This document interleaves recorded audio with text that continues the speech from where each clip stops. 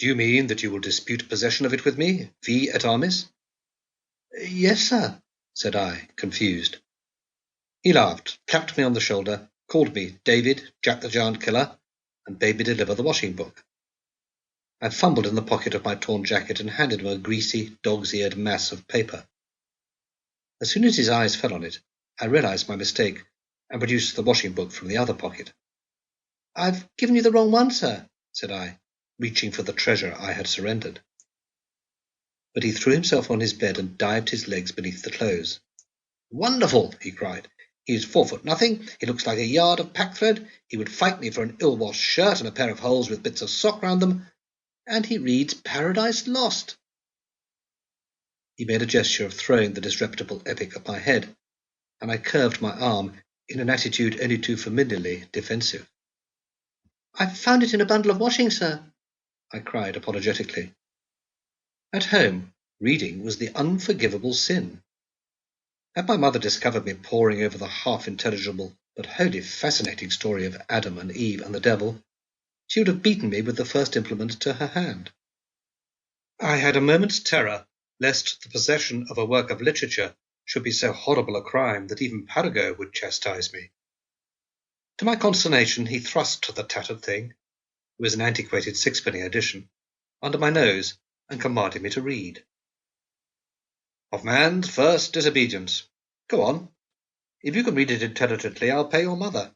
If you can't, I'll write to her politely to say that I resent having my washing sent home by persons of no education." I began in great fear, but having, I suppose, an instinctive appreciation of letters, I mouthed the rolling lines not too brokenly. "What's a heavenly muse?" asked Paragot as soon as I paused. I had not the faintest idea. "Do you think it's a paradisiacal backyard where they keep the horse of the apocalypse?" I caught a twinkle in the blue eyes which he bent fiercely upon me. "If you please, sir," said I think it is the bird of paradise." Then we both laughed, and Paragot, bidding me sit on the wreck of a cane-bottomed chair, gave me my first lesson in Greek mythology. He talked for nearly an hour, and I, ragged urchin of the London streets, my wits sharpened by hunger and ill-usage, sat spellbound on my comfortless perch, while he unfolded the tale of gods and goddesses, and unveiled Olympus before my enraptured vision. "Boy," said he suddenly, "can you cook a herring?" I came down to earth with a bang. Stunned, I stared at him. I distinctly remember wondering where I was. "Can you cook a herring?" he shouted. "Yes, sir," I cried, jumping to my feet. "Then cook two, one for you and one for me. You'll find them somewhere about the room, also tea and bread and butter and a gas stove. And when all is ready, let me know." He settled himself comfortably in bed and went on reading his book. It was Hegel's Philosophy of History. I tried to read it afterwards and found that it passed my understanding. In a confused dream of gods and herrings, I set about my task. Heaven only knows how I managed to succeed. In my childish imagination, Jupiter was clothed in the hirsute majesty of Paragot, and I was to breakfast with him. The herrings and a half-smoked pipe shared a plate on the top of the rickety chest of drawers. I had to blow the ash off the fish.